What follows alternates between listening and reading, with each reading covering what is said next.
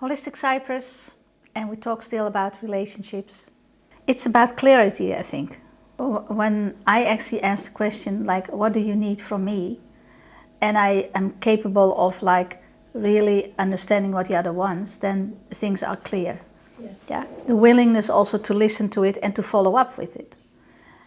When I say like, what do you need from me? Yeah. What do you want? What do you want? Yeah. So that is actually no compassion, no empathy. It's about like already an accusation from like, what do I have to do something more? Yeah.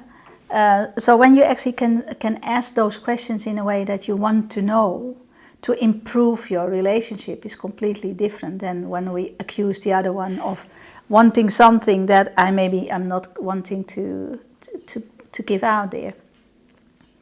So like clarity is like the questions therefore is in the book also the questions for yourself and the questions for the other one is about like that you realize like when I have questions for myself, definitely the other one also have questions.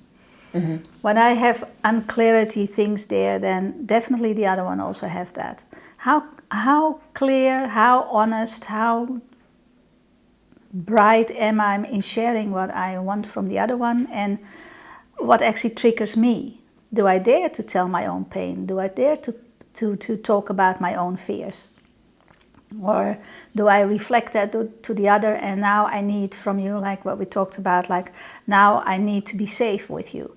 So becoming dependent on someone, or now I want to be taken care of, like in the sense of I want to feel safe, and because I have not the ability to give myself that kind of safety. So like asking the questions to each other and also to yourself, and then you really explore also your own fears and your own ways of looking at things. But also expressing when you do need something and expressing in a clear enough way that look, at this point I need you. Yeah. And right now I need you to do this and this and that. But that's the question also, like when you really actually dare to ask the other one for help, it needs enormous courage actually in a way. Yeah, because you show your vulnerability, or you even don't know how the other one maybe react on that. So it needs courage, and it needs flexibility, it needs respect for each other when you ask those kind of questions, because like what we said before, like what do you want? Yeah, there is no respect there. So like when you go through the book, therefore the first 50 questions are about yourself. How vulnerable can I be? How clear can I be? How honest am I to myself? Yeah. All those questions are there to trigger your mind of like, what do I actually ask for? And most of the time you see that your question is also the question of the other one, or at least there is also the same thing going on. But do we really make time and make the effort to listen to each other? I'm not actually Mother Teresa and only listening to what others says, and I write about what others tell me. Yeah, it must trigger me that I write about it. Mm-hmm. Mm-hmm. It's interesting to see clearly like that when you really like take this kind of question serious, that your own life also improves. Like it's not actually like that I write it for others. Of course, it is very helpful to correct yourself sometimes.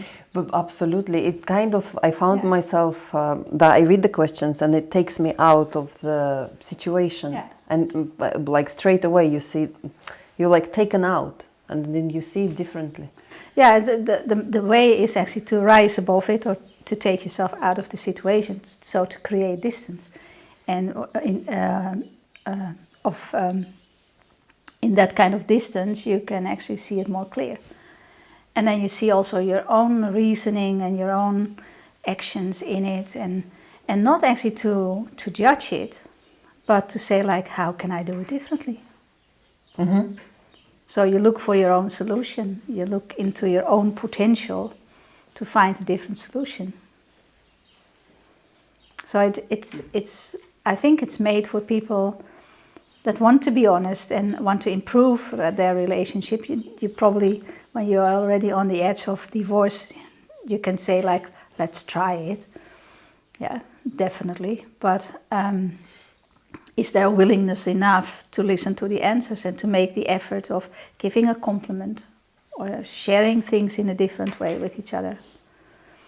And realizing that it's up to you. And when you go and you find you have a problem in your relationship, what do I do with the problem? Mm-hmm. Do I feed it with my anger and with my fears, or do I actually find out from like, what does it tell me? What actually can I learn from it? Can I improve the situation in which I feel more powerful to handle it?